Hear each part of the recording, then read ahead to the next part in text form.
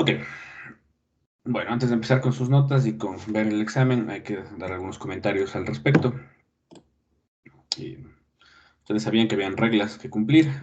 Una de esas es la entrega a la hora establecida, no a la hora que ustedes crean que se debe presentar. Por lo tanto, tengo algunas personas que entregaron tarde y por lo tanto tienen una calificación de 0.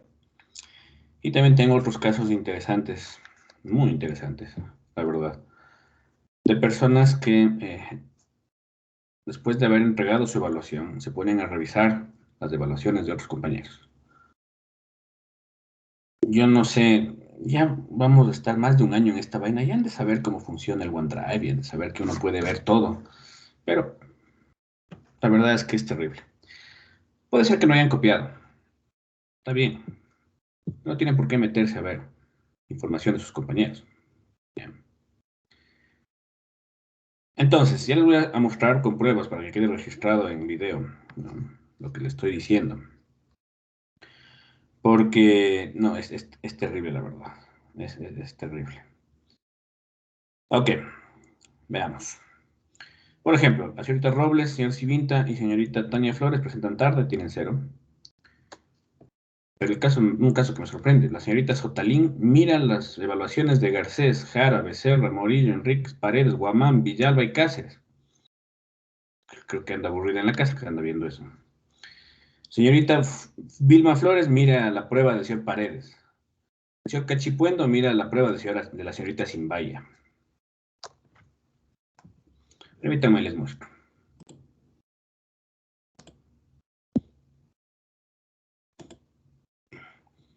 Ok. Aquí tengo yo mi página. Señorita Morillo, creo que sí ve, ¿no es cierto? Sí se ve, ¿verdad? Sí. Perfecto. Miren la prueba 1. Miren lo que uno hace aquí. Ya les pongo, ¿no? Del más nuevo al más antiguo. Pongo aquí en los 3 puntitos. Pongo detalles. Me aparece todo lo que ustedes hacen. Todo, miren. Todo, todo, todo, todo. La señorita Robles, prueba que era de presentar a las 7:55, presenta a las 8:23 de la mañana. O sea, y miren, aquí está. Todas las personas que le miran a ella. ¿Sí ven? ¿Por qué la señorita Vilma Flores mira la evaluación de la señorita Robles? ¿Por qué el señor Civinta se mete a ver la evaluación de la señorita Robles? La señorita Sotalín también. ¿Ya? Y así están las horas de entrega. Miren, esta tarde. Y ya. Y se puede ver todito lo que ustedes hacen. Todito.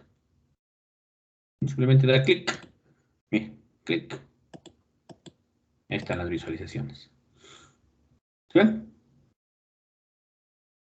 Señor Cachipuendo, ¿qué tiene que hacer aquí en este perfil de la señorita Simay? ¿Qué tiene que hacer él ahí? ¿Por qué se mete? ¿Ya? Entonces, esas personas tienen 0. No tienen por qué meterse a ver a sus compañeros. Así de simple. Entonces, presentan su evaluación, dejen ahí. Hasta que se les entreguen notas, no tienen por qué meterse a ver. Estarán aburridos, no sé, tocará mandarles más deberes para que estén más entretenidos en algo, pero yo no voy a dejar pasar ese tipo de acciones.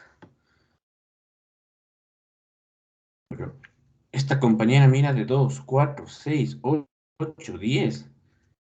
10 personas.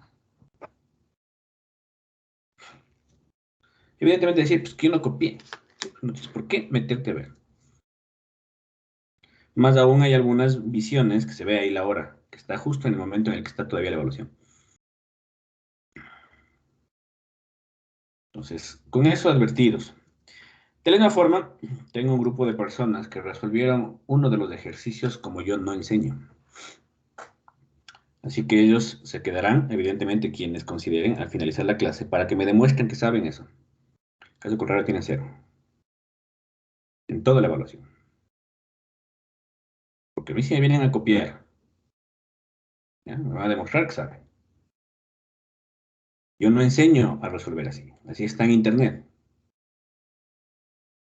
Evidentemente no son todos, ¿no? Son 5 personas, no es la mayoría. ¿Sí? Por suerte. La mayoría, evidentemente, algunos lo resuelven como se les enseñó, evidentemente. Pero hay siempre este grupo minúsculo de personas que bueno, o sea, yo no enseño así. Y la verdad que resolver de esa forma, permítame mis dudas, la verdad. ¿Ya? Permítame mis dudas.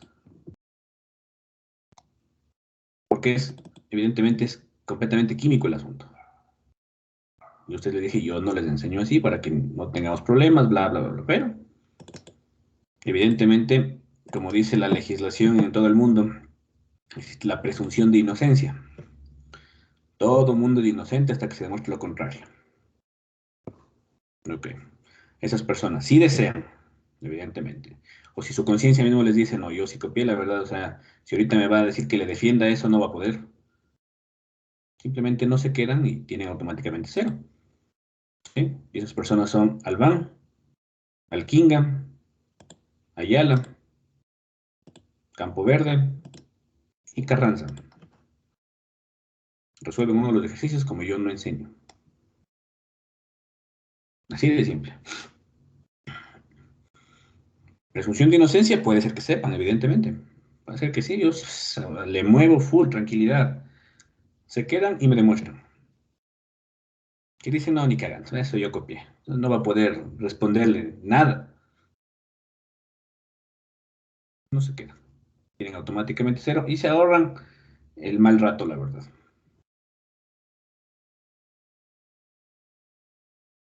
Si los que copiaron saben qué quisieron, sí, sí, sí, yo copié, es verdad. Le encontré en internet el ejercicio y le copié con furia, porque no sabía cómo hacer.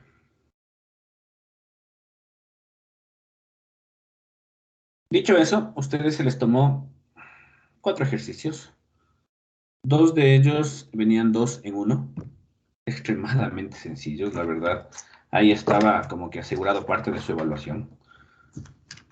Yo organicé los ejercicios, no sé cómo a ustedes les habrá tocado, la verdad, pero el orden en el que yo les voy a dar la corrección y en el que está calificado es, primero está el balance por el método algebraico, que alguien me venga a decir que eso estaba difícil, bueno, era extremadamente sencillo, a tal punto que la una ya estaba balanceada, o sea, así de simple.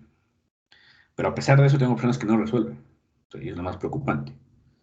Cada una de esas ecuaciones valía 2 puntos, no tiene por qué valer más, demasiadamente sencillo. Luego tenían 2 balances por redox.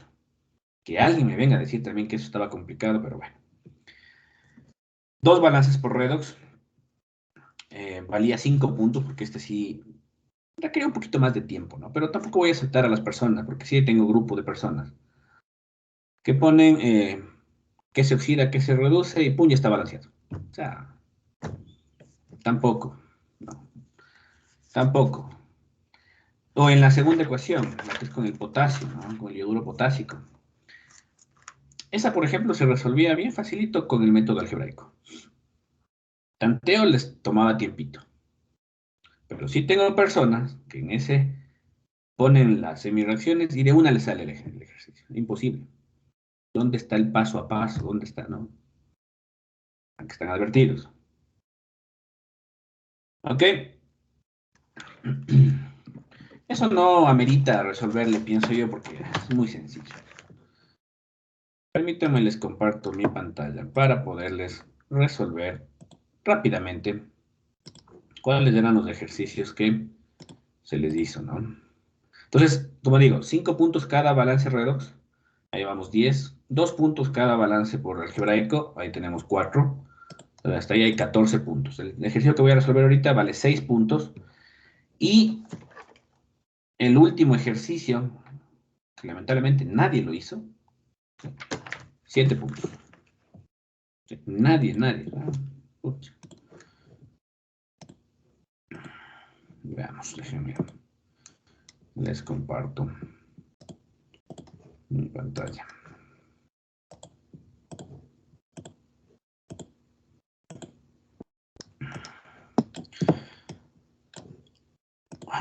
Señorita Murillo, ¿se ve mi pantalla en este momento?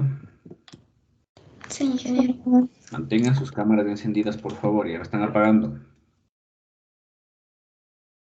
Ok, vamos a ese ejercicio. Bueno, en ese ejercicio les decía que tenían un ácido sulfúrico. ¿No? Decía que tenían un ácido sulfúrico al 40%, peso, que la densidad de la solución era 1.3 gramos sobre mililitro. Que también me decía que quiero preparar una solución de 500 mililitros, una nueva solución, y que tenga una normalidad de 0.2 normal. ¿Ya? Me pedía literal A, me decía literal A, la concentración sobre mililitros. Ok. ¿Cómo se resolvía esto? ¿Ya? Hay dos formas.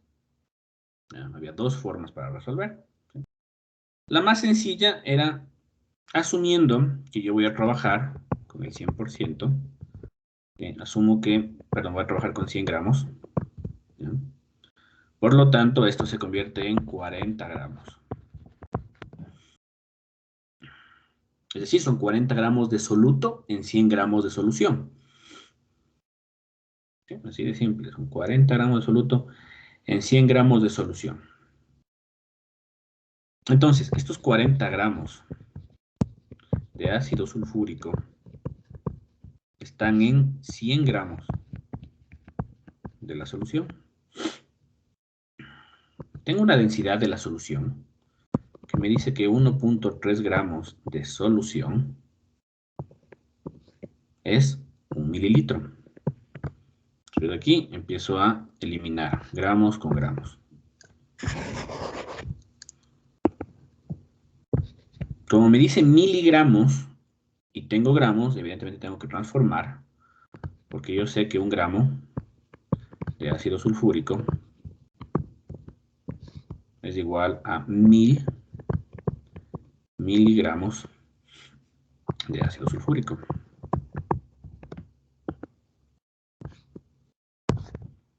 Ahí está, miligramos sobre mililitros, y esto me queda 520 miligramos sobre mililitro. ¿Sí?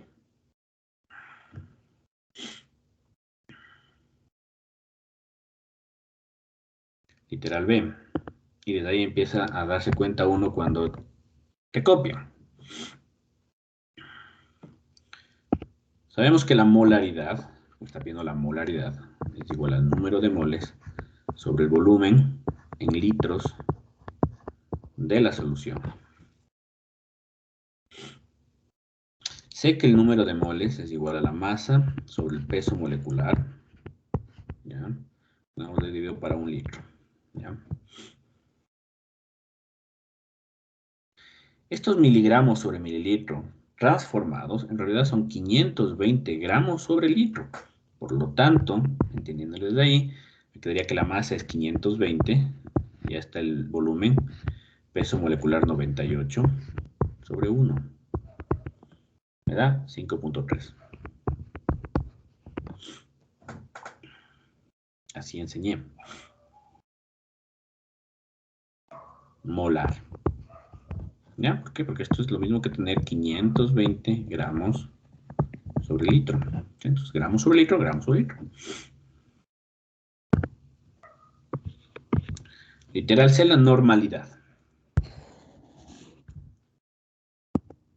A mí me dice que la normalidad es igual al número de equivalentes dividido para 1 litro. El número de equivalentes es igual a la masa sobre el peso equivalente dividido para 1 litro. Y yo sé que esto es igual a la masa dividido para el peso molecular sobre un factor F y dividido para 1 litro. Mismo criterio, 520, 98, como es un ácido dividido para 2, dividido para 1, esto me da 10.61 normal.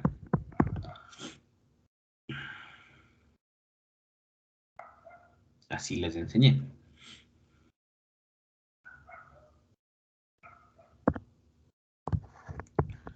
Literal D, pedía la molalidad.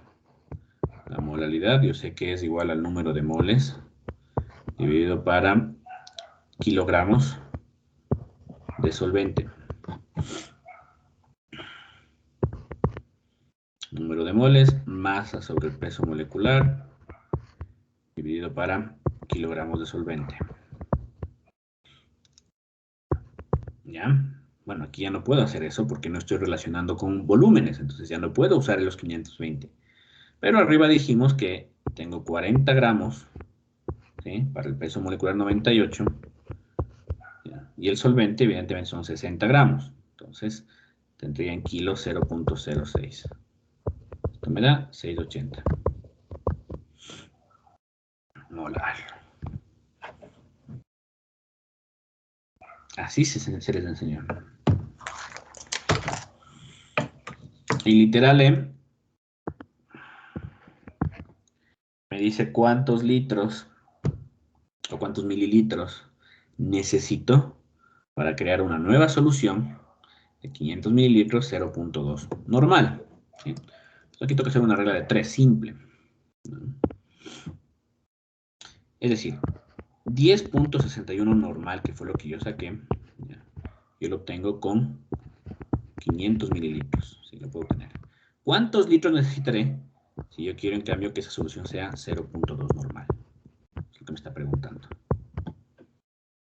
¿Ya? Por lo tanto, este valor me queda 9.43 mililitros.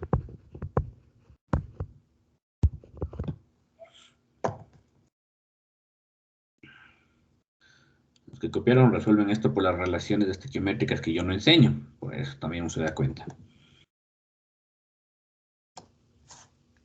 ¿Ya?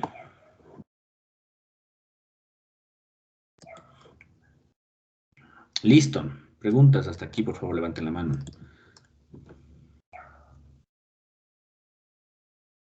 Esto valía 6 puntos. ¿Se les enseñó eso? Sí, sí, se les enseñó. Señor Enrique, lo escucho. Sí, Inge, una pregunta.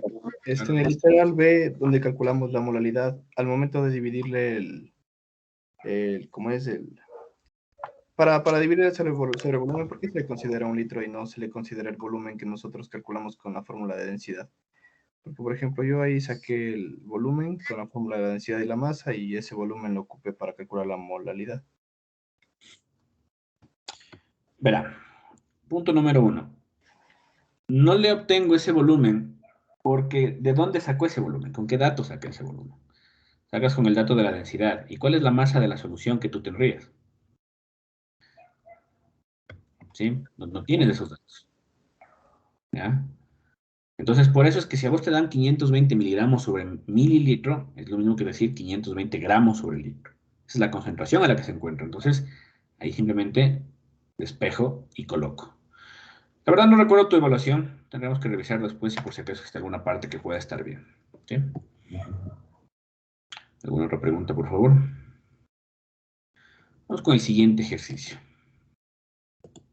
Vamos con el siguiente ejercicio. El siguiente ejercicio valía 7 puntos.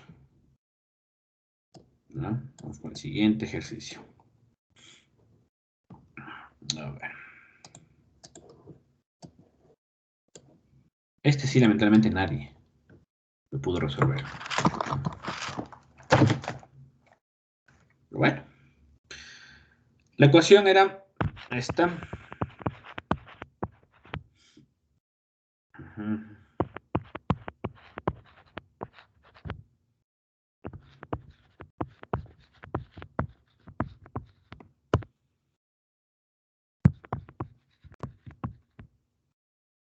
Esta era la ecuación. Tenían que balancear por redox. El simple hecho de que balancear por redox les di 2 puntos para que no sea tan temible el asunto. Entonces, balancear por redox era 2 y 2 de acá. Ya ustedes saben que si salía por ahí, ya. Solamente balancear redox les daba 2 puntos. Ya les quedaba 5 puntos más. Coloquemos los datos. Número de moles 4, 1, 1, 2 y 2. ¿Ya? No recuerdo muy bien el enunciado del ejercicio, la verdad. Déjenme ver si le encuentro, ¿ya? Para irle siguiendo el enunciado del ejercicio. Denme un momentito. Reviso en sus evaluaciones.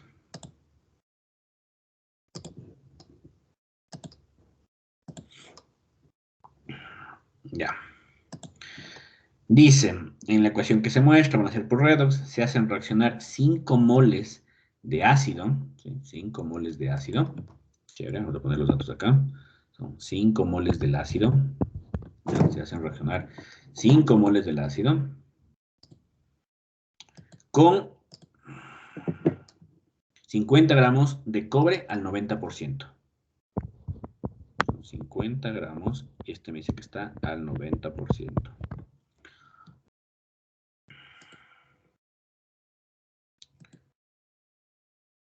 ¿Ok? Calcular cuál es el reactivo en exceso y su masa. O sea, hablamos de reactivos limitantes. El volumen del NO2 desprendido. ¿Sí? X en mililitros. Y esta era la trampa que tiene el ejercicio, evidentemente, para ver quién copia.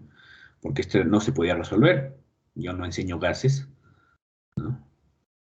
Como nadie lo hizo, entonces nadie padeció. Y la siguiente dice, la masa de la sal formada. Ok. La masa de la sal formada. Y finalmente me dice el rendimiento de la reacción, sabiendo que en la práctica se obtuvo 70 gramos de la sal. O sea, en la práctica yo tuve 70 gramos de esto. Entonces usted me dice, calcula cuánto te debió haber salido para sacar el rendimiento. ¿Dónde estará lo difícil? No sé. Vamos a sacar los pesos moleculares de lo que se necesita. Aquí tengo 252. Y me da 63,54. Ya tengo 187,54. Y aquí tengo 92. No necesito más. Ok, primer paso antes de ponerme a hacer cualquier cálculo. Yo sé que este 50 gramos por el 90%, en realidad yo lo que tengo son 45 gramos.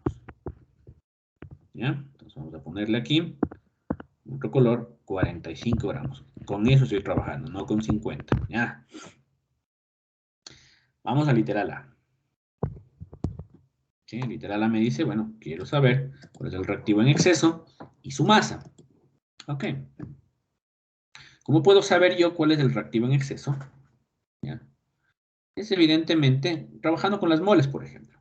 ¿Ya? Hagamos una regla de 3 simple. 4 moles trabajan con 63,54. Las 5 moles, ¿con cuánto trabajarán? Sí, esto me daba 79,34 gramos de cobre. Es cuando les digo, el ejercicio me dice 45 gramos, a mí me sale 79,34, ¿sí? Es decir, hace rato esa vaina se consumió, por lo tanto, este es el reactivo limitante.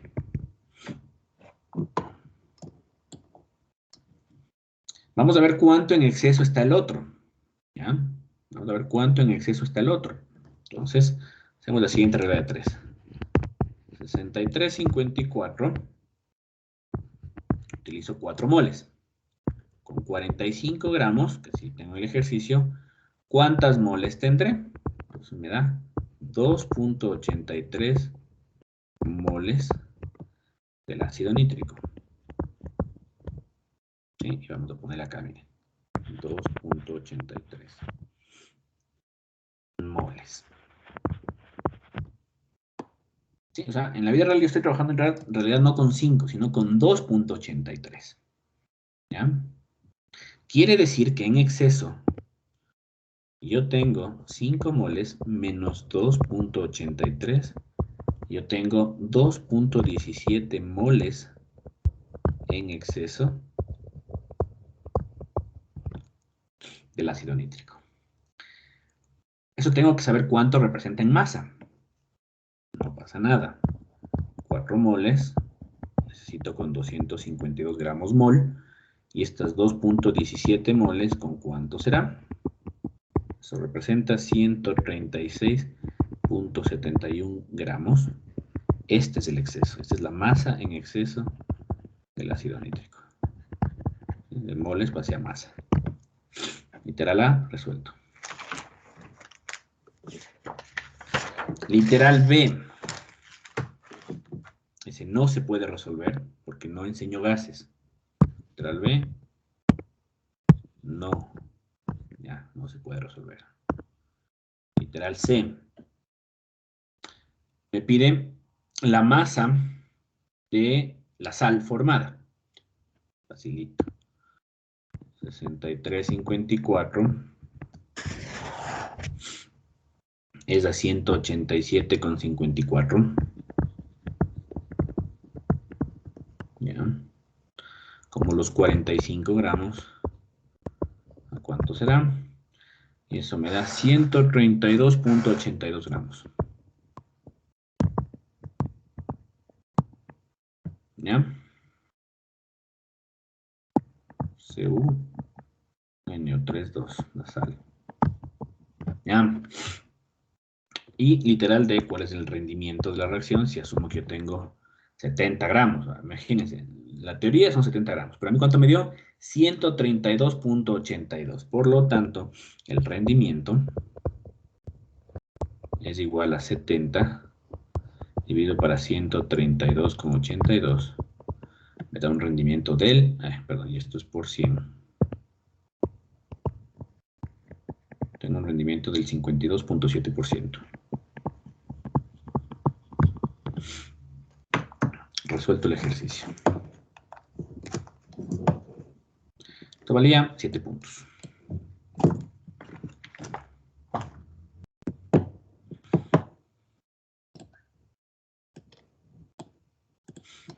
Preguntas, por favor.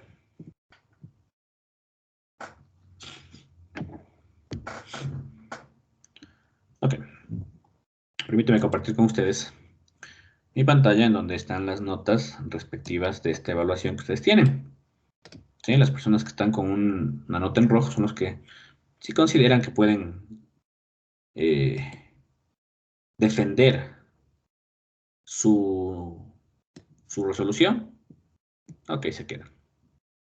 Si no, automáticamente tienen 0.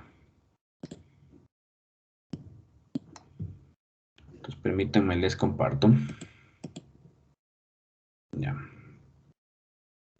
A ver. Sus notas. Entonces, como ustedes vieron,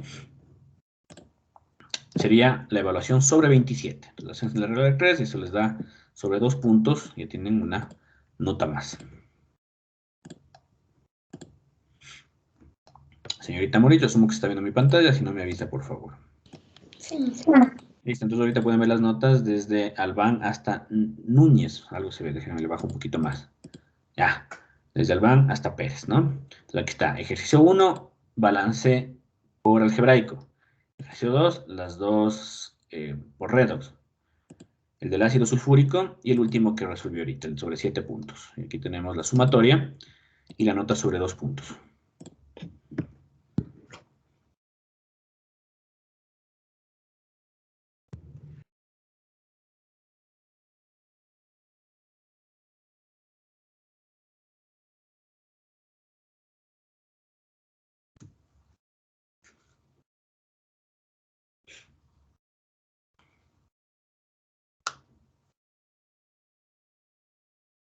Por si acaso, las personas que están en rojo con el nombre son los coordinadores de los grupos, no se irán a confundir, ¿sí? Esta nota aquí son los que tienen que... Vamos a ver si me defienden lo indefendible.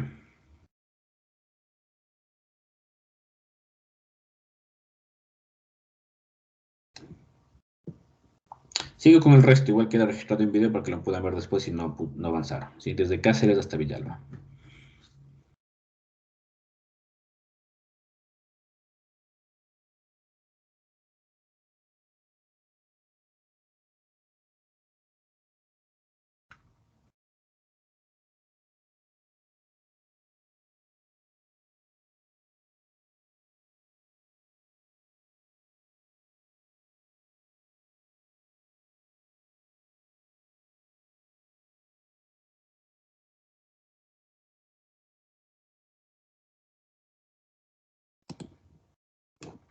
¿Listo? Por favor, ¿alguien tiene alguna pregunta? ¿Algún reclamo, evidentemente? ¿Alguna situación que necesita que se le aclare? Levante su mano. De su contrario, las notas quedan de la manera como están. Repito, las personas que tienen esa nota, al finalizar la clase, si pueden responder, si pueden solventar, se quedan. Si dicen, yo no voy a poder porque esa vaina literal copié, así que ahorita me va a pegar una buena requinteada, entonces mejor me voy, no pasa nada. Señorita Sutalín, la escucho. Sí, ingeniero, buenos días. Lo que quería era decirle el porqué de mis visualizaciones en los exámenes de otros compañeros. Una vez que ya subí mi prueba, quería ver si es que había hecho bien los otros ejercicios. No era más porque de hecho entregué antes mi examen, mi prueba. Ok, que le quede de experiencia, usted no tiene por qué estar viendo las evaluaciones de nadie. Es como que en la presencialidad usted me quitara los exámenes para ponerse a ver. Eso no sucede, eso no está bien, no es ético. ¿Ya? Ustedes carguen su evaluación y dejen ahí. Así de simple, carguen y dejen ahí. Si usted no copió, como usted no lo dice, ok, quedará en su conciencia, pero cometió un error. Desconocimiento, lo que sea, no sé, pero cometió un error. Entonces, que les quede de experiencia. Ustedes carguen su información, dejen ahí, hasta que les den notas. Yo no me demoro en dar notas, ¿verdad? O sea, todos me conocen, yo máximo una semana les doy notas. ¿Ya? Conmigo no esperan meses para saber qué estará pasando. No, no, no. A la semana ustedes ya saben cuánto tienen y de cómo nos toca. ¿Sí? ¿Por qué? Porque es importante que ustedes conozcan sus notas a tiempo, que tengan la evaluación, que tengan la resolución de los ejercicios, ¿ya? Que sepan cuánto valía, en dónde fallé. Ya. Ahorita nosotros, como ustedes saben, ya acabamos química, estamos ya entrando a lo que es la reacción del agua como tal. Luego entraremos a diseño. Este tema, ustedes lo volverán a ver si van a un examen de recuperación, por eso es importante que también tengan la corrección.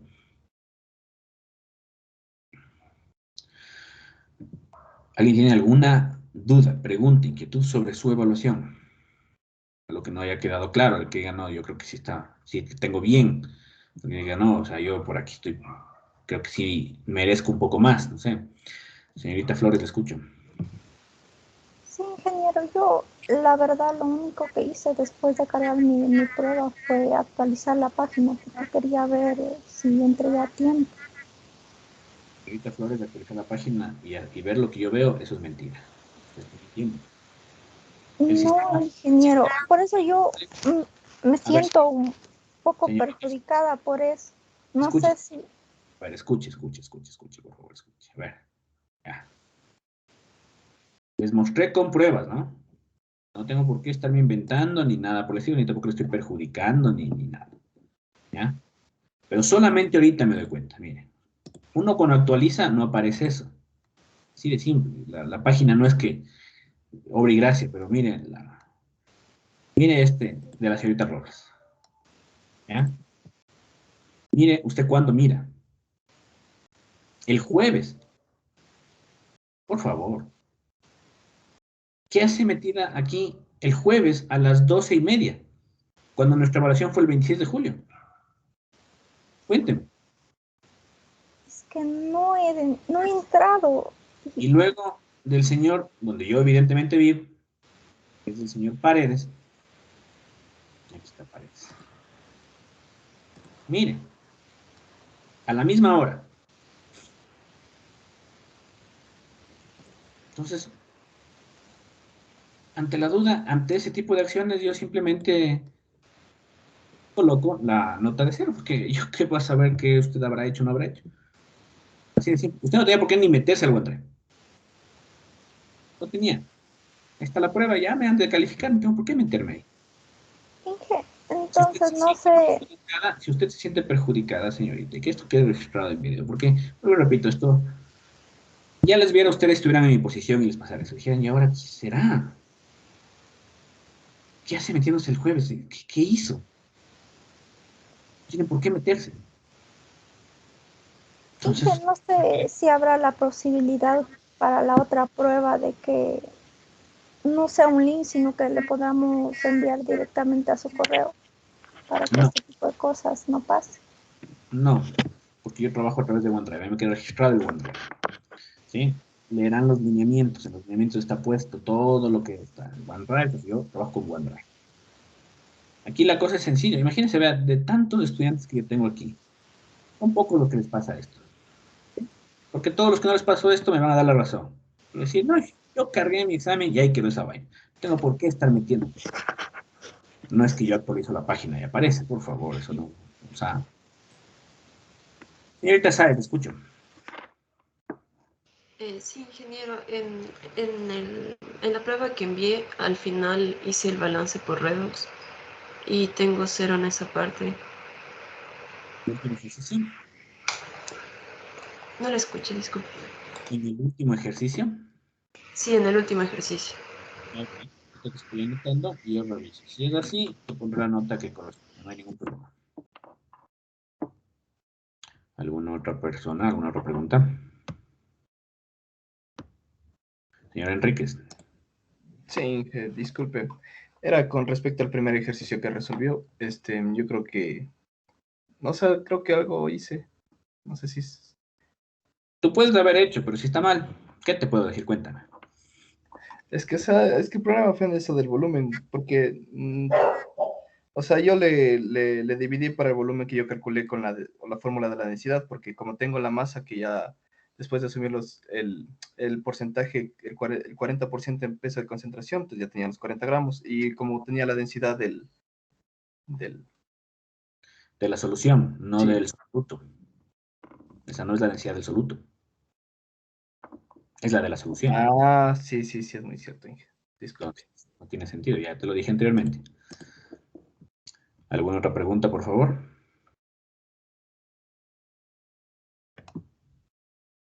Ok. Para recordarles a todos, ¿sí? Para recordarles, tenemos la próxima semana, creo que es, déjenme ver. No, en 15 días, el 16 de agosto tenemos la práctica número 2. ¿Sí? O sea, de hoy en 15 tenemos la práctica 2, no se olviden. Y 15 días después de eso tenemos la prueba número 2. ¿Okay? Entonces, tienen un mes para prepararse para la prueba número 2. Ok, si tenemos preguntas, por favor apaguemos las cámaras y empezamos con la clase del día de hoy. Apaguemos las cámaras, por favor.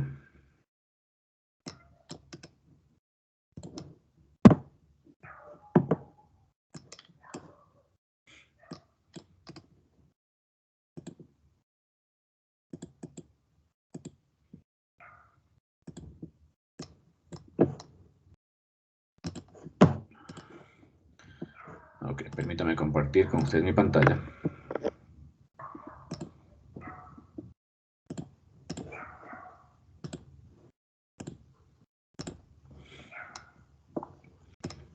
Listo.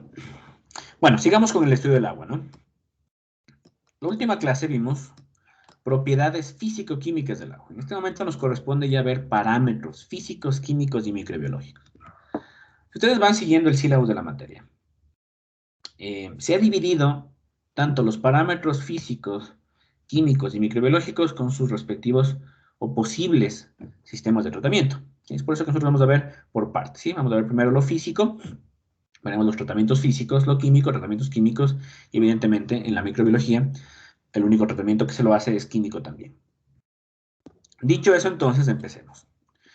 Las aguas naturales, ¿sí? O como normalmente también se dice, las aguas crudas, las que no han tenido ningún tipo de contacto con el ser humano, al estar en contacto con diferentes agentes, aire, suelo, vegetación, entre otros, incorporan parte de los mismos por disolución o arrastre. El agua, al ser el solvente universal, disuelve todo lo que encuentra a su paso y lo vuelve parte de sí. Por eso es que nosotros, aguas naturales, por más que entremos a un punto de aguas prístinas que se conoce, jamás vamos a encontrar un agua netamente pura. Existen contaminaciones solamente del aire, imagínense, del aire, del suelo, la vegetación, etc. Esto hace que las aguas dulces presenten un elevado número de sustancias en su composición química natural. Entre los compuestos más comunes que se pueden encontrar en las aguas dulces están, ¿no? Nosotros hemos dividido en dos grandes grupos. Los constituyentes mayoritarios es lo que casi siempre hay en las aguas naturales. Tenemos carbonatos, bicarbonatos, sulfatos, cloruros y nitratos, y constituyentes minoritarios, ¿ya? Como fosfatos y silicatos, ¿ya? También tenemos metales como elementos traza, y gases disueltos como oxígeno, nitrógeno y dióxido de carbono. Es lo más común. El agua lluvia presenta los siguientes cationes, lo podemos observar, y los aniones respectivos. No vamos a entrar en mucho detalle al respecto. Es por eso que al tener esto de que las aguas naturales presenten características que han sido compatibles con la vida vegetal y animal a lo largo de los siglos, y que la progresiva contaminación ha cambiado sustancialmente sus propiedades, ¿ya? Es que nosotros tenemos que manejar y ver, ¿no? O sea, uno cómo se da cuenta y dice, a ver, esta agua es buena, es mala, ¿sí? En función, evidentemente, del uso al que le voy a dar. ¿Cómo yo me puedo garantizar? ¿Cómo yo puedo saber si estoy yendo por buen o mal camino en cuanto al agua? Ahí nacen los famosos parámetros de control, ¿sí? Porque con esto me da la posibilidad de medir vertidos, con filtraciones, contaminación atmosférica, que ha tenido lugar en el agua. Estos parámetros dependerán de la procedencia del agua y de su uso. Es decir, hay parámetros propios para la calidad del agua respectiva para su uso. Yo siempre hago este ejemplo. Ustedes tienen una gaseosa negra, ¿ya? Por no decir la marca, y tienen agua potable. Solamente entre esas dos muestras, el parámetro color, la una es diferente a la otra. Pero no quiere decir que la una esté mal, que no valga, que no sirva, que me voy a morir. No, no, no. La una tendrá un parámetro de color superando las 100 unidades de color, mientras que el agua potable tiene hasta 5 unidades de color. Las dos están bien. Las dos puedo consumir. Entonces, ¿a qué me voy con esto? Que existen parámetros de control dependiendo el uso. ¿Sí? El uso que le voy a dar. Sea este para consumo humano, ¿sí? Sea este para uso industrial, sea hasta para verter al alcantarillado o un cuerpo de agua dulce. En otras palabras, y esta parte no está aquí anotada, así que por favor atiendan. Como concepto, los parámetros de control son elementos, compuestos o grupo de compuestos cuya presencia o ausencia en el agua me indican la calidad de la misma.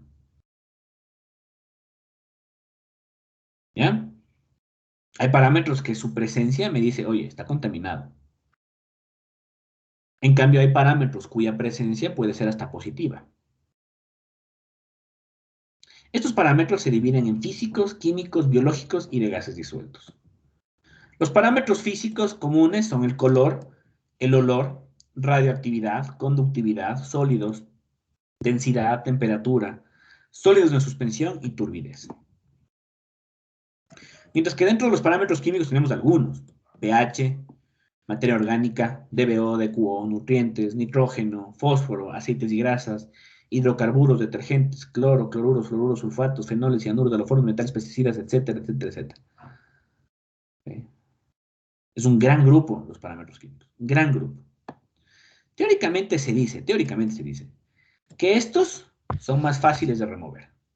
¿Sí? Sí, teóricamente, que esto es más fácil de remover.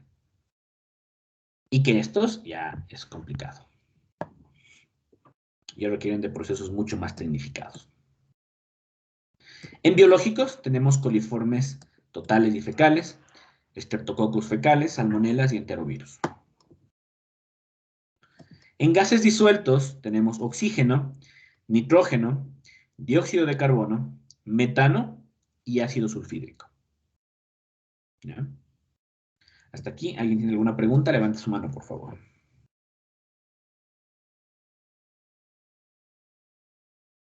Ok, continúo entonces. Por lo tanto, si yo tengo tantos parámetros, ¿sí? Yo tengo tantos parámetros que yo puedo controlar la calidad del agua, nace este término que se llama control de calidad. El control de la calidad de las aguas incluye la problemática del muestreo. ¿Sí? Primero es muestrear.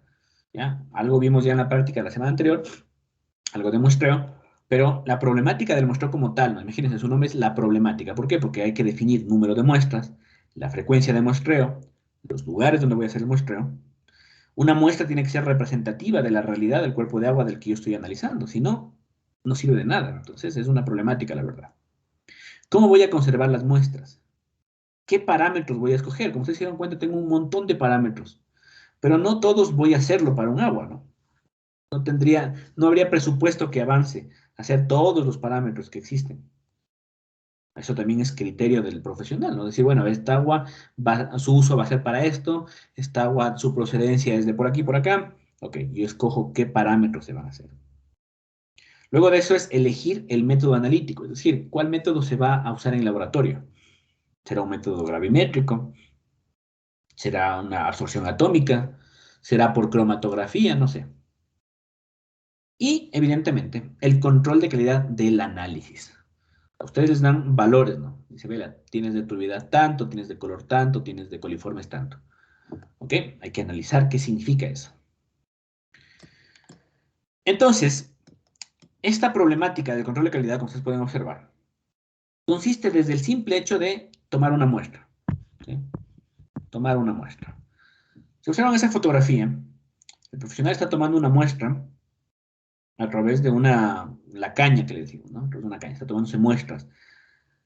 Y esto evidentemente pasa a un laboratorio en donde se define el método analítico a desarrollarse y en función de eso se analizan los resultados. Si el muestreo se vuelve en la problemática, existen diferentes tipos de análisis a considerar. La toma de muestras es importante, porque de nada me va a servir a mí hacer determinaciones analíticas muy precisas, o como yo sé decir vulgarmente, ¿no? A mí de nada me sirve tener el super laboratorio de la vida con los mejores profesionales laboratoristas de ahí, si la muestra que llega al laboratorio no es representativa. ¿Qué aspectos son importantes de tomar atención? Primero, los parámetros de estudio que ustedes van a escoger. ¿Ya? Veré parámetros físico-químicos, microbiológicos, toxicológicos. Hay que establecer cuáles de ellos se determinan in situ y cuáles en laboratorio, algo que ya vimos un poquito en la práctica pasada, ¿no? Hay parámetros que son in situ, no pueden esperar hasta llegar al laboratorio. Y a partir de eso nosotros tenemos diferentes tipos de muestras a recoger. Tenemos muestras simples, muestras compuestas y muestras integradas. ¿Qué es una muestra simple? Una muestra simple me dice que es aquella muestra que solamente representa la composición del agua para ese tiempo y para ese lugar específico. Dicha muestra puede ser representativa de espacios y tiempos mayores solamente si ustedes saben con anterioridad la composición del cuerpo de agua, si ésta es constante, y que no existan gradientes de concentración espaciales. Una muestra simple se la hace, por ejemplo, para determinar las características de descargas instantáneas, para estudiar variaciones y extremos de flujo, para evaluar descargas si estas ocurren intermitentemente durante periodos cortos, para determinar la composición de la corriente para hacer un muestreo razonablemente constante y determinar si los componentes por analizar son inestables o no pueden ser preservados. Voy a hacer una pequeña gráfica para que se entienda. Un muestreo simple me dice, digamos que yo estoy en un río, ¿no? Este es el río, ¿no? Está mi río. Y yo escojo un punto. Y en este punto yo voy a hacer el muestreo. Si es un muestreo simple,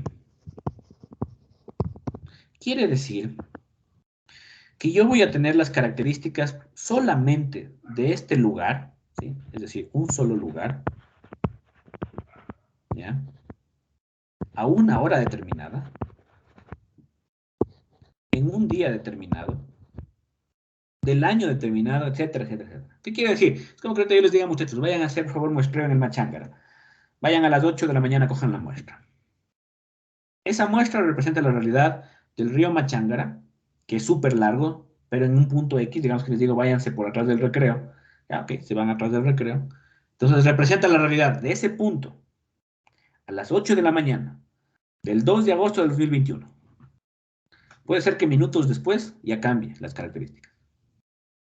Puede ser que media hora después ya cambie las características. Puede ser que de aquí a un año, al mismo día, cambien las características. Eso es una muestra simple. ¿Sí? Solamente representa la realidad de un punto en un tiempo determinado. ¿Ok? Aquí tengo un ejemplo, bueno, de un muestreo simple que alguna vez hicimos. Ya, miren. Está el operador, respectivamente con su equipo de seguridad. Esto que observan ustedes aquí, ahorita en otro color, Esto es un muestreador. ¿Ya? Es un tubo con émbolo, en el cual, como ustedes observan, tiene una soga. Una primera soga permite sostener el equipo, ¿ya? Y la otra soga sostiene el émbolo. Entonces yo le ingreso al interior del punto donde quiero muestrear, muevo el émbolo, entra agua, suelto el émbolo, se cierra, saco el agua y lo coloco en el balde. Y así voy a ir sacando hasta tener el volumen necesario. ¿Ya? Este muestreo, por ejemplo, tengo una planta de tratamiento de aguas residuales en Pinta, en el barrio de Ubillus. Se está haciendo el muestreo en pozos de infiltración.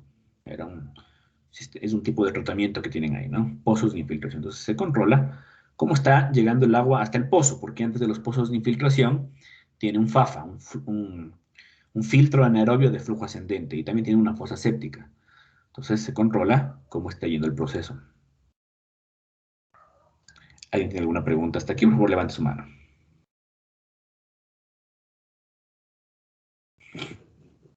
Ok, sigamos. La muestra compuesta.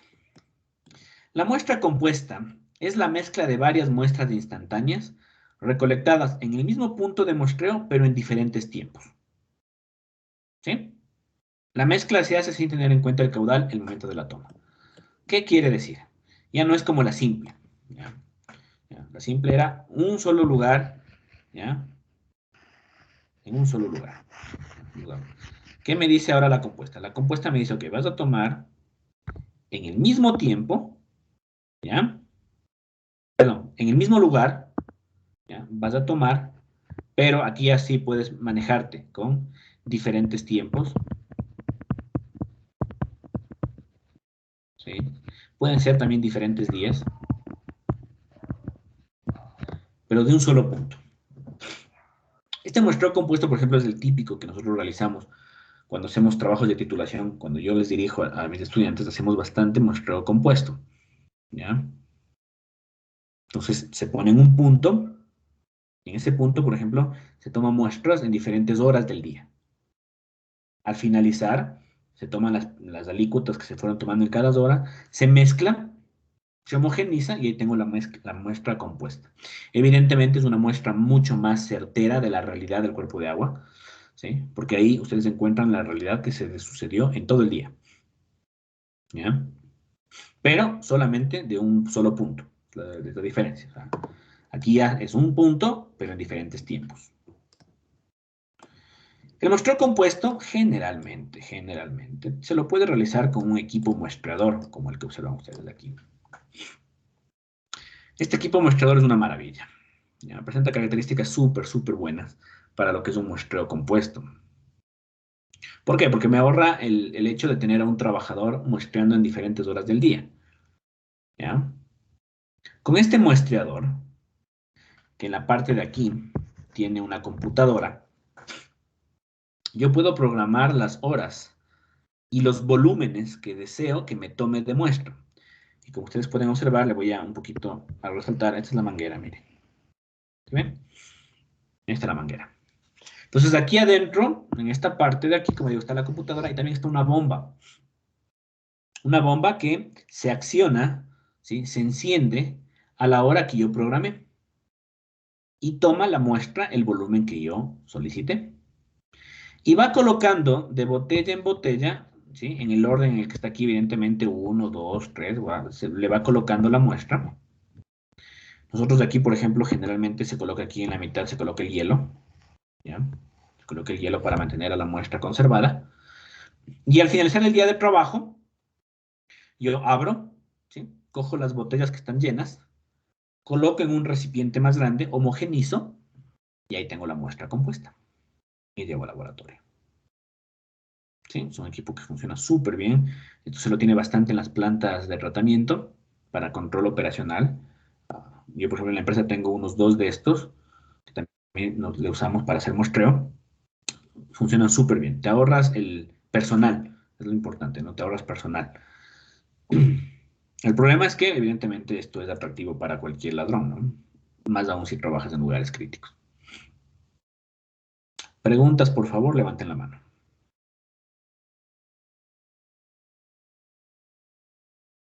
Ok. Estos equipos tienen unas características súper interesantes porque se pueden comprar con sondas, ¿sí? Sondas que yo le coloco en la parte extrema de la tubería, ¿no? Entonces hay sondas, por ejemplo, de pH, sondas de oxígeno disuelto, la sonda de caudal, que es la que está puesta ahí, ¿sí? Porque puedo también medir caudal que está pasando a través del flujo, ¿sí? Por ejemplo, la sonda de oxígeno disuelto me dice que tome muestra cada que el oxígeno disuelto, por ejemplo, baje a 2 miligramos sobre litro. Patio toma muestra.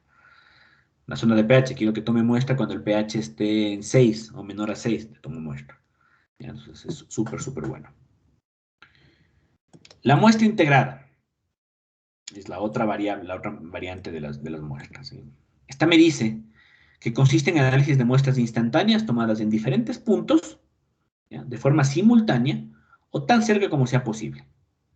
La integración se hará de manera proporcional a los caudales medidos. Es decir, en este tipo de muestreo se toma caudal. ¿Sí? En los anteriores decía no se toma caudal, en este sí se toma caudal. Las muestras integradas se usan cuando yo quiero caracterizar el caudal de un río, el cual varía su composición a lo largo de su trayecto y su ancho. Cuando voy o cuando estoy trabajando en tratamientos combinados para diferentes corrientes de aguas residuales separadas y para el cálculo de cargas contaminantes. Entonces, ¿cuál es la diferencia con las otras muestras? Regreso nuevamente a mi río. ¿Ya? La muestra integral puede ser muestra integral simple o muestra integral compuesta. Entonces, ¿qué me dice? Que yo ahora tomaré en diferentes puntos, tomaré la muestra. Generalmente cuando nosotros estamos en un cuerpo de agua, trabajas con los walkie-talkies, ¿sí? Con la radio, entonces tú coordinas la hora y todo el mundo a la misma hora toma la muestra. Por eso digo, puede ser una muestra integral simple, ¿ya? Porque tomaron a la misma hora en diferentes puntos. Pum, se fueron. Puede ser muestra integral compuesta, ustedes toman a diferentes horas en estos diferentes puntos. ¿Ya? Con eso, evidentemente, ustedes pueden, como digo, conocer mucho más la realidad del cuerpo de agua, ¿no? Preguntas, por favor, levanten la mano. Si no, asumo que está entendido y continúo.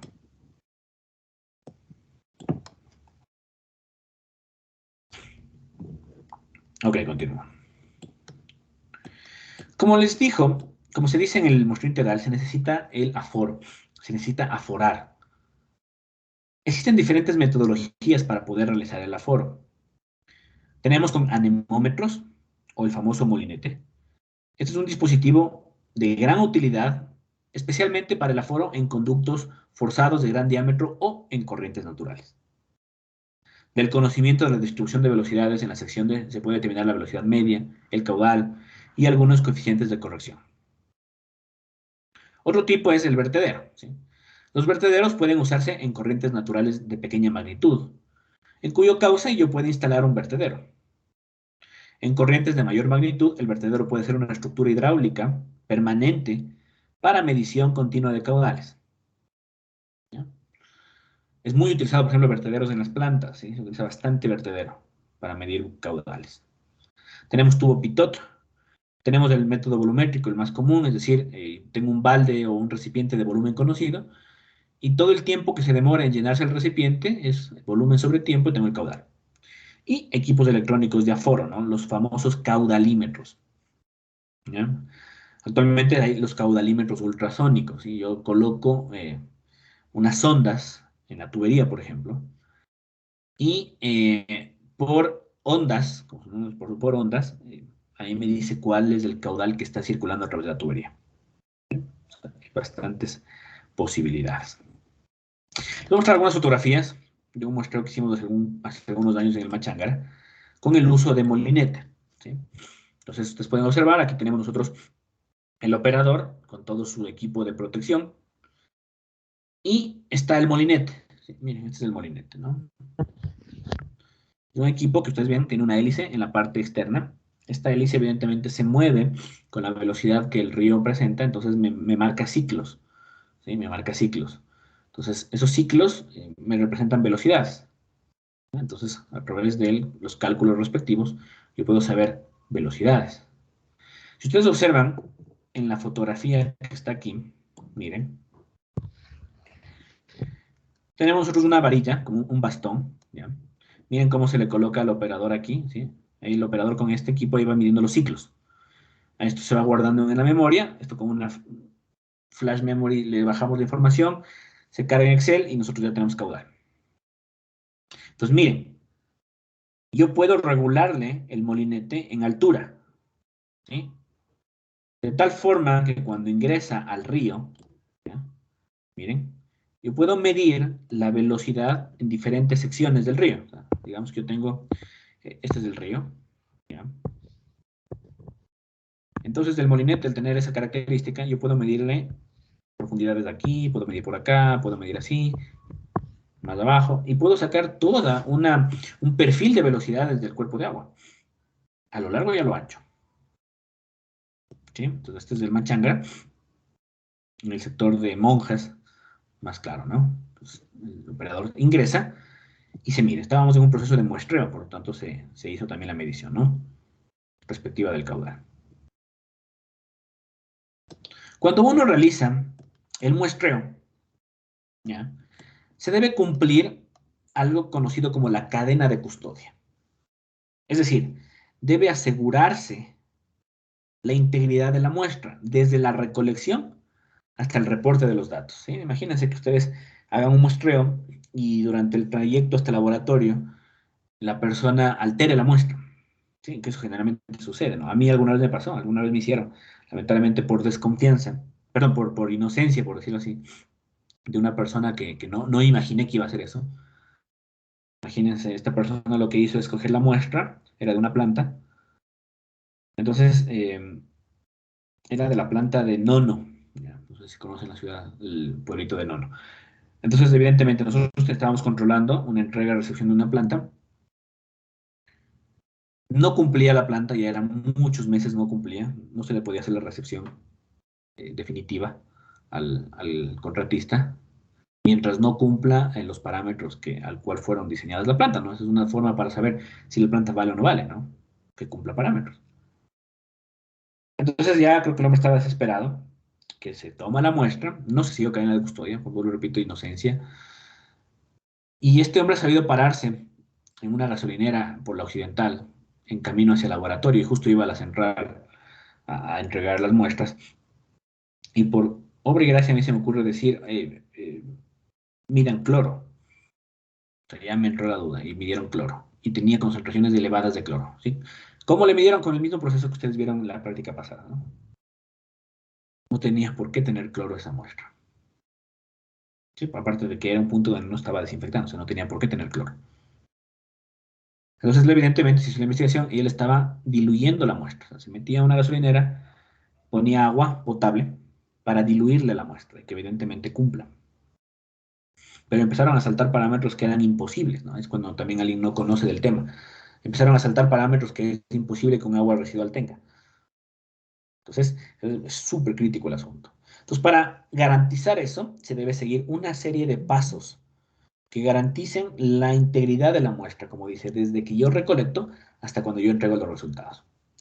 Hay que rotular la muestra, sellar la muestra, llevar un libro de registro de las muestras, el registro de la carta de custodia, una hoja de revisión de muestras, cómo transporto a laboratorios. También es importante tener claro, ¿no? Transportar en carro, camioneta, camión, en bus, en bicicleta, en moto, ¿ya?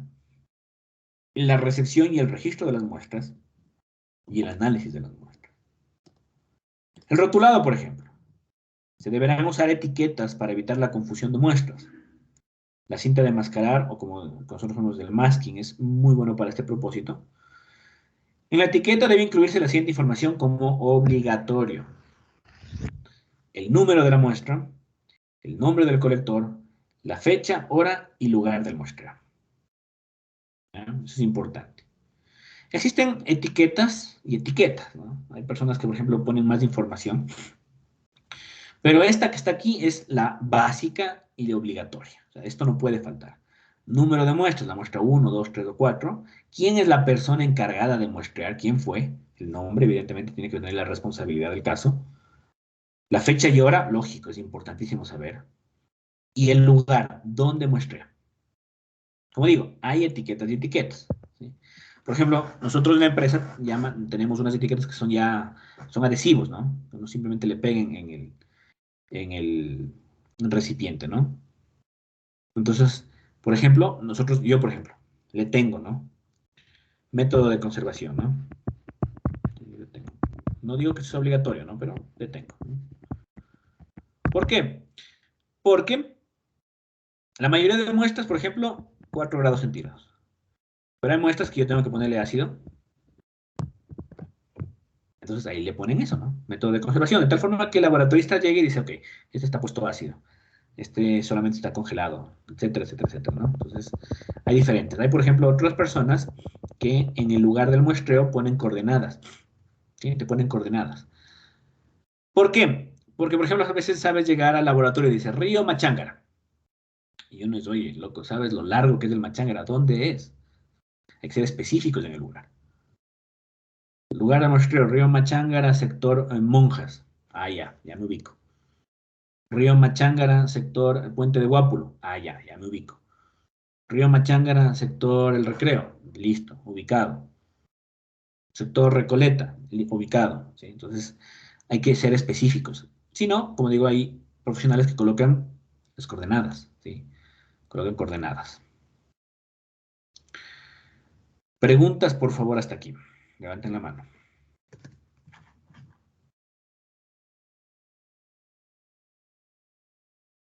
Ok, continúo entonces. Estos rótulos de las muestras deben colocarse antes del periodo de muestreo, ¿sí? Y se deben escribir con tinta indeleble a la hora del muestreo. Tengo que sellar la muestra, se deben sellar las muestras para impedir pérdidas y evitar la falsificación. La cinta de mascarar es muy utilizada para este fin, ¿sí? Y debe colocarse la misma información del rótulo. Eso no es tan necesario, ¿no? Pero hay que sellar las muestras, ¿sí? Hay que sellar las muestras. Volumen. El volumen de la muestra al recogerse hay que considerar varios aspectos, ¿no? ¿Sí? Para definir el volumen, esta debe ser suficiente para llevar a cabo todos los análisis que yo necesite y para realizar repeticiones de ser el caso.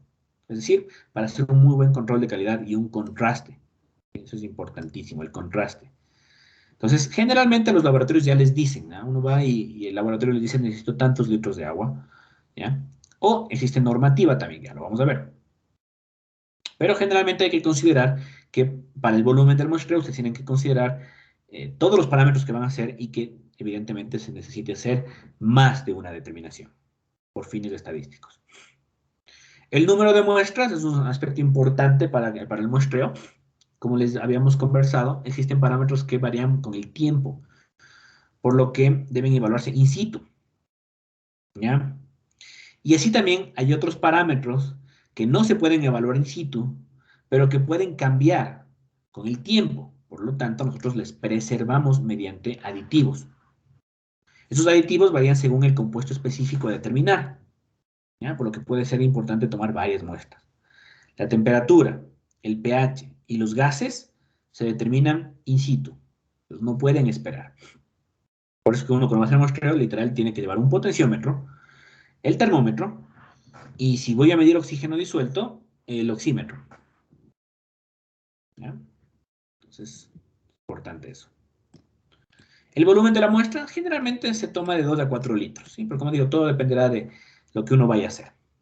Los envases que se aceptan serán de vidrio o de polietileno, pero tienen que ser lavados en ácido clorhídrico 1 normal, ¿sí?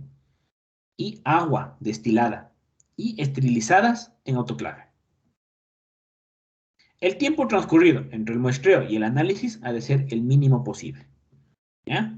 Un método general de conservación muy conocido es a 4 grados centígrados y en oscuridad. ¿Sí? ¿Ok? Sigamos.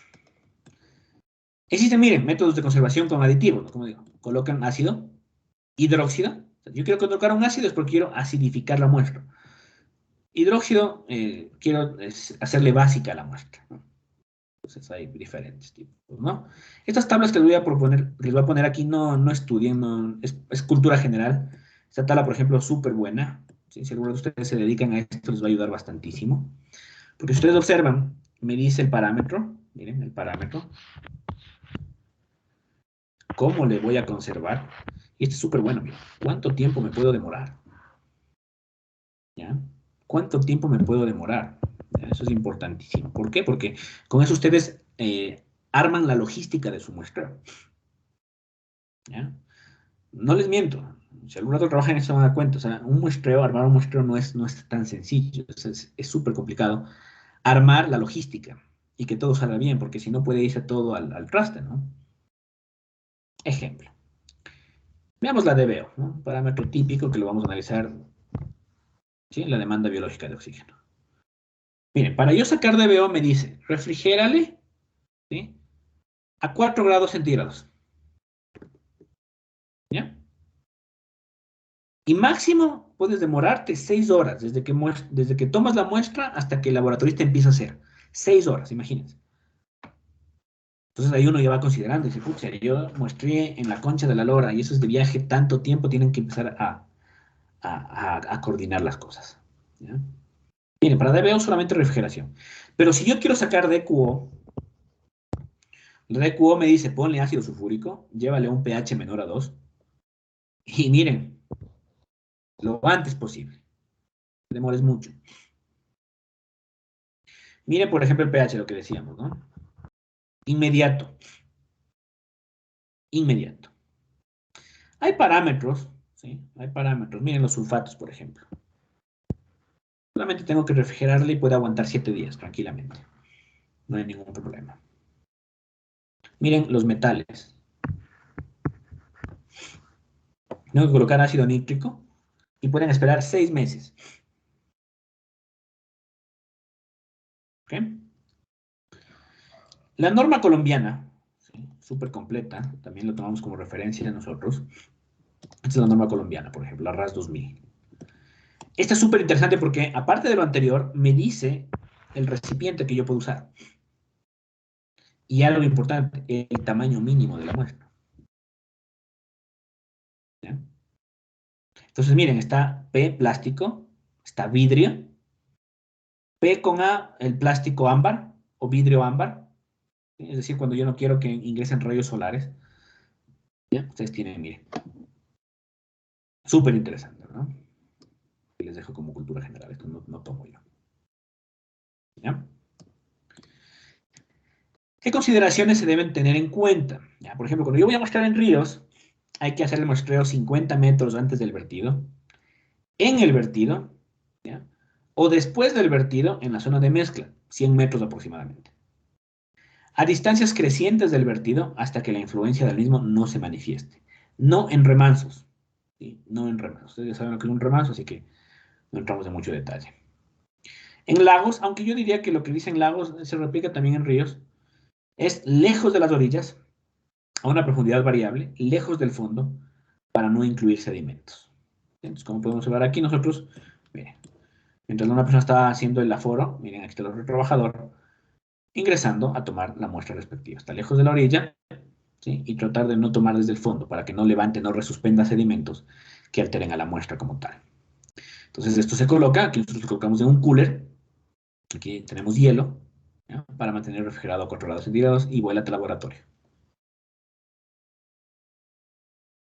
¿Ok? Listo, vamos a entrar a la parte de normativa y cuando finalizamos vamos a dar unos 5 minutos de break, por favor, y estoy con ustedes.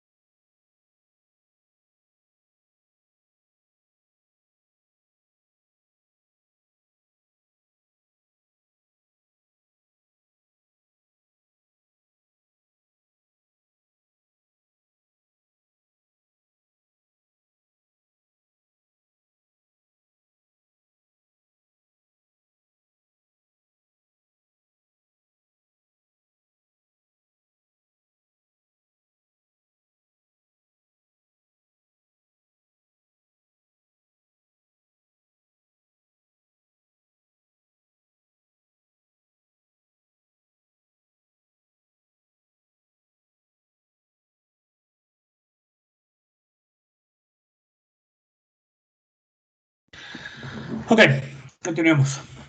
Continuemos. Listo, entonces, de todos los parámetros que hemos visto hasta el momento, o más bien dicho, de todo lo que uno hace, el muestreo, llevar a un laboratorio, que el laboratorio calcule o defina el parámetro, analizar, todo esto está enmarcado también en la normativa, ¿sí? Es decir, a mí me va a decir la normativa si el parámetro que yo obtuve está bien o está mal, ¿ya? Si el agua está cumpliendo o no con la calidad para el uso al que está necesitando. En el Ecuador existe la norma de calidad ambiental y de descarga de efluentes aplicada al recurso agua, ¿sí? Y que está contenido en el texto unificado de legislación secundaria del Ministerio del Ambiente, el TUSMA. Esta norma es dictada bajo el amparo de la gestión de la Ley de Gestión Ambiental del 99 y del reglamento de la Ley de Gestión Ambiental para la Prevención y Control de la Contaminación Ambiental, ¿sí?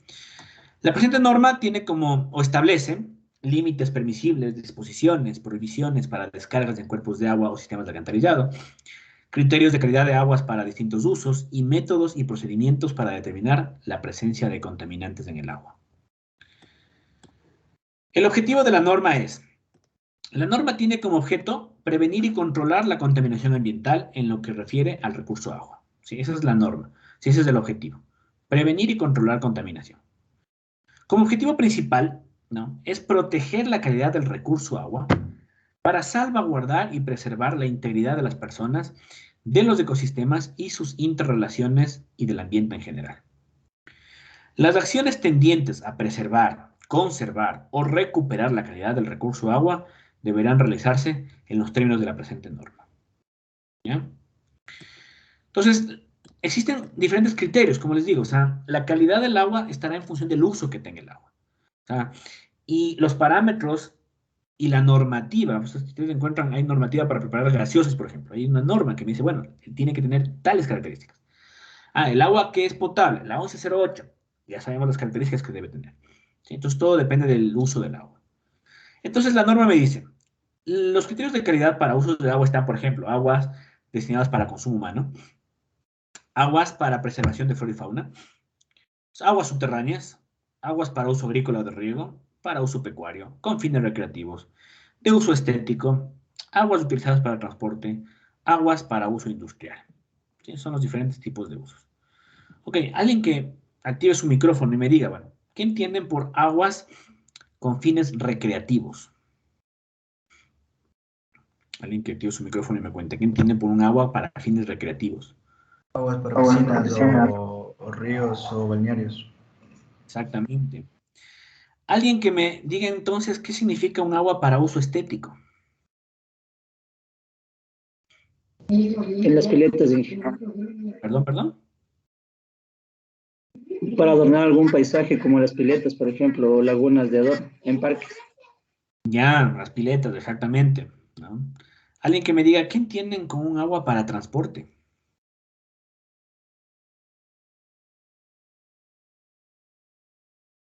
¿Qué es un agua para transporte?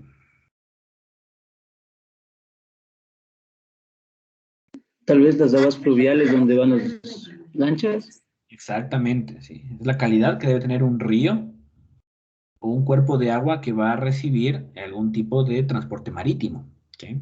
Imagínense, marítimo o fluvial. Entonces, y resulta que la norma me dice, si ustedes se dan cuenta, está lo más restrictivo en el primer lugar. ¿Sí? Primero estamos nosotros. ¿Sí? Primero está el agua que nosotros usaremos para consumo. Y luego, miren, el último son las aguas industriales. Entonces, así como está aquí ordenado, ese es el orden en el que se considera la importancia del uso del agua. La norma me dice, ¿sí?, contiene también regulaciones para descarga de efluentes, tanto al sistema de alcantarillado como a los cuerpos de agua, límites permisibles, disposiciones y prohibiciones para descargas de efluentes al sistema de alcantarillado, límites permisibles, disposiciones y prohibiciones para descargas de efluentes a un cuerpo de agua o un receptor. Cuerpo de agua puede ser agua dulce, agua marina, ¿no? Evidentemente sabemos que si yo descargo un cuerpo de agua dulce, ya cambia la norma. Es mucho más restrictiva, así yo, por ejemplo, voy a descargarle directamente al alcantarillado. Entonces, pilas. Entonces, como dice, miren, en casos en los que se concedan derechos de aprovechamiento de agua con fines múltiples, Los criterios de calidad para el uso de las aguas corresponderán a los valores más restrictivos por cada referencia. Yo siempre hago este ejemplo. Es como que ustedes tienen una propiedad y van a pedir permiso de uso de agua y dicen, ok, van al ministerio y quieren pedirle el permiso para el uso del agua, entonces les van a decir, ¿qué vas a usar? Dice, bueno, yo voy a usar para potabilización, también va a ser un balneario y tengo una lancha también ahí. Ya, chévere. Entonces vas a usarle para consumo, para fines recreativos y para transporte. ¿De acuerdo? Cuando a ti te vayan a hacer la inspección, a ti te van a calificar por el más restrictivo, para consumo humano. Es por eso que muchas veces cuando en algún cuerpo de agua se dice esto es consumo humano, solamente se pide para consumo humano. ¿Sí? Porque es más complicado cumplir el resto. ¿Ya? Entonces eso para que quede claro. Nosotros tenemos criterios, bueno, el agua para consumo humano, ¿qué es? Es toda el agua que nosotros utilizamos para beber, preparar alimentos, para satisfacer necesidades domésticas, individuales o colectivas, fabricar o procesar alimentos, ¿sí? Imagínense, ustedes tienen una industria que fabrica alimentos, a ustedes se les va a dar agua que es para consumo humano, ¿sí? Esta norma se aplica durante la captación de la misma y se refiere a las aguas para consumo humano y uso doméstico que únicamente requieran un tratamiento convencional. Tenemos aquí un ejemplo, esto es lo que el TULSMA me muestra, ¿sí? Tenemos los parámetros, las unidades y el límite máximo permisible. Es un ejemplo de una tabla que el TULSMA me brinda. Para finalizar esto, resulta que muchas veces estas normas o las normativas que uno tiene disponibles a veces son de áspero análisis, especialmente para quienes no son profesionales o se dedican a esto. Ustedes, por ejemplo, vengan a hablar de DBO, de QO con alguien y decir, ¿y eso qué es? Metales pesados, haloformos, ¿no? Hidrocarburos policíclicos. La persona va a decir, ¿y esto? ¿Qué es eso? Entonces existen ciertos números, por ponerlo así, números estadísticos, considerados como indicadores e índices ambientales. Como su nombre dice, indicadores me indican la calidad a través de parámetros muy puntuales. Por ejemplo, un indicador podría definirse como la capacidad que tiene un elemento para informarme acerca de las condiciones y o características del sistema al que pertenece. ¿Sí? Los indicadores se refieren a medidas simples de factores o especies biológicas, bajo la hipótesis de que estas medidas son indicativas del sistema biofísico o socioeconómico. Un indicador, ¿sí?, típico que existe son las algas. Cuando entremos a ver algas se darán cuenta. Las algas es uno de los más grandes bioindicadores que existen en el planeta, porque su presencia o ausencia me dice muchísimo de la calidad del agua. Yo después de esto les voy a presentar unas fotografías de la tesis de posgrado que hice. Utilizamos macroinvertebrados. Macroinvertebrados.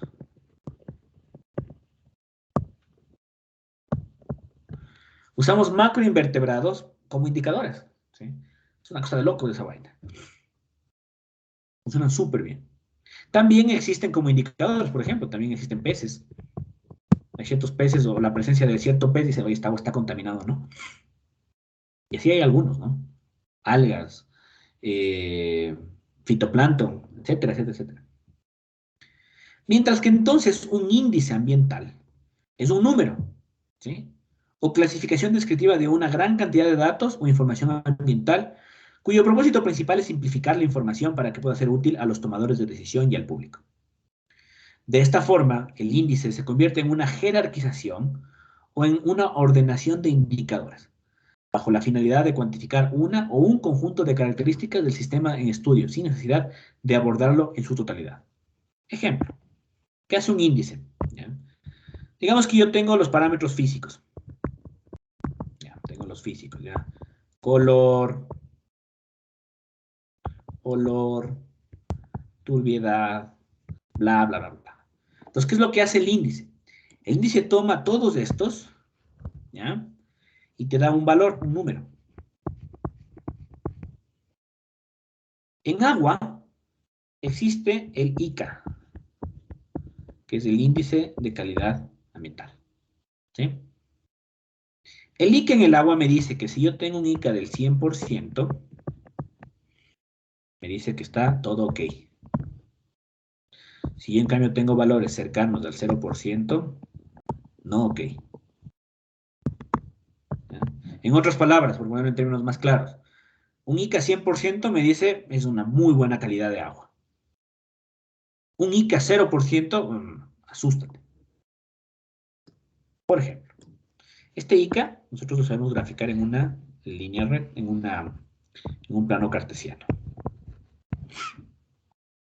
En donde, por ejemplo, en el eje de las X, yo tengo el parámetro. Hagamos un típico ejemplo que es medio atípico, por eso decir el pH. ¿Ya? Y aquí está el ICA. En porcentaje. ¿Verdad que eso no está anotado? No. Entonces, miren, el pH, nosotros sabemos que tenemos 7, 14 y 0. Y sabemos que, por ejemplo, el ICA para un agua potable y también de un cuerpo de agua dulce, pHs de 7 son muy buenos. ¿Ya? pHs de entre 0 y 14 no son tan buenos. Por lo tanto, es que la gráfica del ICA del pH es más o menos algo así.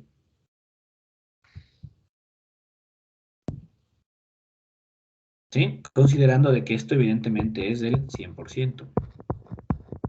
Entonces, 100%, un agua ok, pH 7, 6,5, 7, 8,5, más o menos. pHs malos ya yendo a la parte ácida y a la parte básica. Me adelanto un poquito, todavía no vemos como concepto, pero el razonamiento está ahí. Yo, por ejemplo, hago el ICA de la DBO. ¿Sí?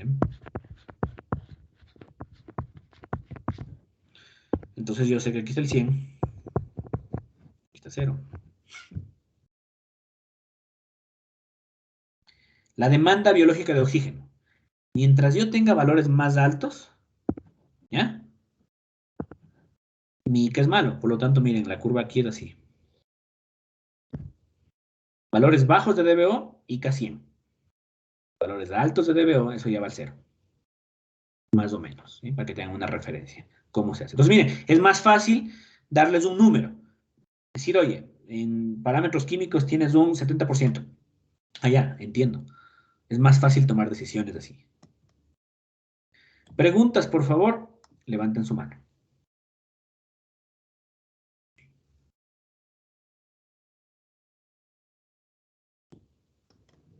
¿Ok? Si no hay preguntas, asumo que está entendido todo. Permítanme, les comparto, como les dije, fotografías del macroinvertebrados, ¿no? Sí, de macroinvertebrados. Ya les...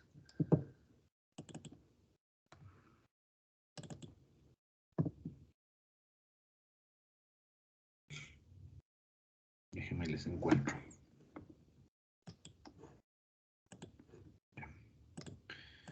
A ver. Ya, señorita Morillo, no sé si se ve mi pantalla en este momento. Sí, ingeniero. Ya, por ejemplo, bueno, yo mi tesis de posgrado, hicimos un análisis de una quebrada en el sur de Quito, que es la quebrada que se busca recuperar con la implantación de la planta de Quitumbe. Entonces, ¿cómo nosotros sabemos si la planta está funcionando? Es evidentemente viendo si la quebrada como tal se está recuperando. En esta quebrada, para que conozcan como antecedentes, se construyeron una serie de interceptores, ¿ya? Que evitan que las aguas residuales lleguen a la quebrada y a través de un sistema de colectores, o como su nombre lo indica, interceptores, lleven directamente las descargas residuales domésticas hacia la planta de Quitumbe. Entonces, se analizó la quebrada, ¿sí? Desde la zona alta, desde donde nace, ¿ya? En el atacazo, desde ahí se analizó. Y se midieron, además de parámetros físicos, químicos y microbiológicos, indicadores. Los indicadores, como vemos aquí, son macroinvertebrados, ¿sí? Son bichitos, ¿sí? Animalitos macroinvertebrados, cuya presencia o ausencia me dice si un agua está contaminado o no. Entonces aquí tenemos, miren, algunos de los macroinvertebrados encontrados ahí, ¿ya? Entonces, lógico, encontrar uno de estos es súper complicado. Esto se hace con un microscopio electrónico y le toma la foto el microscopio electrónico, ¿no? Entonces son fotos, ¿no? Miren un camarón. Sí, este, por ejemplo, es un indicativo de que no está tan contaminado, pero tampoco está tan limpio, que digamos, el agua, ¿no? ¿Sí? Encontramos un macroinvertebrado. ¿Sí? Este es un buen macroinvertebrado. ¿Ya? Camaroncito. Este es un típico macroinvertebrado que me dice hay contaminación. ¿Sí? Sí, son indicadores, o sea, son indicadores rapiditos. Vos encuentras uno de estos bichos y dices, oye, ¿por qué? Solamente se desarrollan en aguas contaminadas o solamente se desarrollan en aguas limpias. ¿Ya? Miren, macroinvertebrados, ¿no? Se encuentran en el cuerpo de agua. Miren esta cosa, ¿no?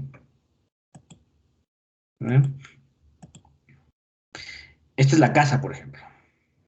Es la casa donde vivía este Leptosiridae. Entonces, ahí está justo saliendo de la casa. ¿Ya? Miren, esta es la casa solamente. O sea, uno contaba, si encontraba la casita, le contaba como uno. ¿Ya? Sabía que había un Leptosiridae, ¿no? Miren, ahí está el Leptosiridae fuera de la casa. ¿Ya? Fue una investigación súper interesante, la verdad, la que se hizo. ¿Sí ven? Ahí está la casa, ¿no? ¿Sí ven? Del Leptosiridae. La casa. Un caracol. Sí, y así se tiene, ¿no? Y hay bichos que son bien interesantes, o sea, son bien interesantes, son grandes, con unos olores medios interesantes, ¿ya? Miren, se está posando para la foto, ¿ya? ¿Ya? O sea, hay unos que se comían a los otros, o sea, si uno les dejaba mucho tiempo, chaolín, ¿ya? Miren, ¿no? Eso se tomaba, como digo, se cogía y se tomaba la fotografía con el microscopio electrónico, ¿no? ¿Sí? De los macroinvertebrados. ¿Ya? La turbelaria, súper interesante esta, ¿no? Ok. Preguntas, por favor, levanten su mano.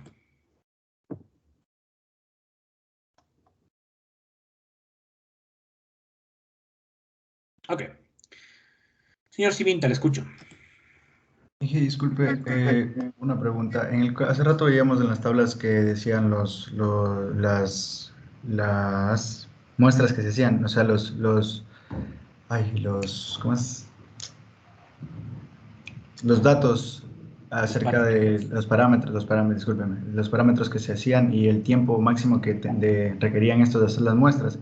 En el caso de que hay un tiempo excedido y la muestra tenga que hacerse lo más antes posible, ¿cuál sería? Y tengo un transporte, qué sé yo, de 2 o 3 horas y necesito llevarlo al laboratorio, ¿qué se tendría que hacer para el transporte? A ver. Una vez me pasó algo así. ¿Sí? Alguna vez me pasó algo así. Teníamos un muestreo de un parámetro específico que era una determinación rápida, por así decirlo. Pero sabíamos, per se, que no íbamos a llegar nunca al laboratorio.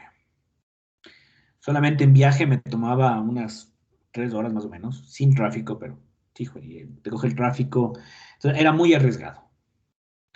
Entonces, por ejemplo, en ese caso, lo que se optó por hacer es llevar eh, material de laboratorio, reactivos, equipos, al punto de muestreo, armar ahí y hacer la determinación ahí mismo. O sea, a veces toca hacer eso.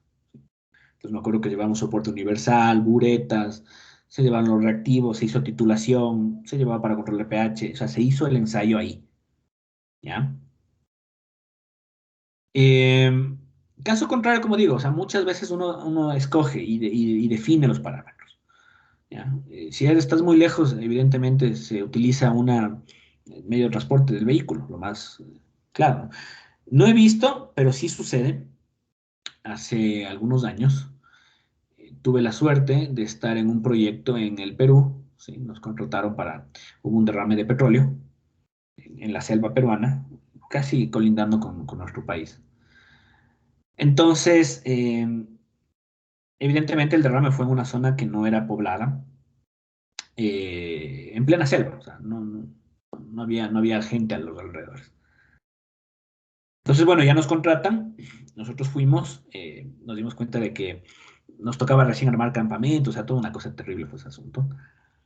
Y evidentemente los primeros meses, vuelvo, repito, el avión te llevaba hasta Loja, de ahí en carro eran 3 horas hasta meterte al Perú, y de ahí te metías una parte en helicóptero, otra parte en balsa y a caminar. para llegar al punto, porque todavía no había nada. Es lógico, cuando uno arranca eso, primero hacer vías, caminos para llegar, ahí nos ayudó el ejército del Perú, bueno, una cosa de locos fue al inicio. Entonces, ahí en esos casos, evidentemente, los muestreos, se pidió autorización y evidentemente hubo la colaboración por parte del ejército peruano, que nos brindaron helicóptero. Entonces, se llevaban las muestras, hasta un punto se llevaba a pie, en cabarra, lo que sea, y de ahí cogía el helicóptero y se llevaba para hacer el muestreo respectivamente. Entonces, son casos puntuales, ¿no? Que suceden. Eso es lo que se debería ir planificando. ¿Alguna otra pregunta, por favor?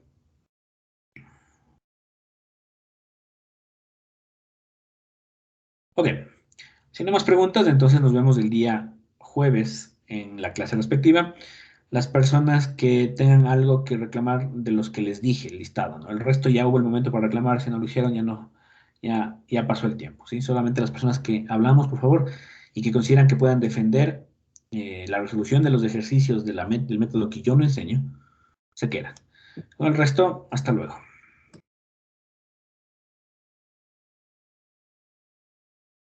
Hasta luego, Inge, gracias.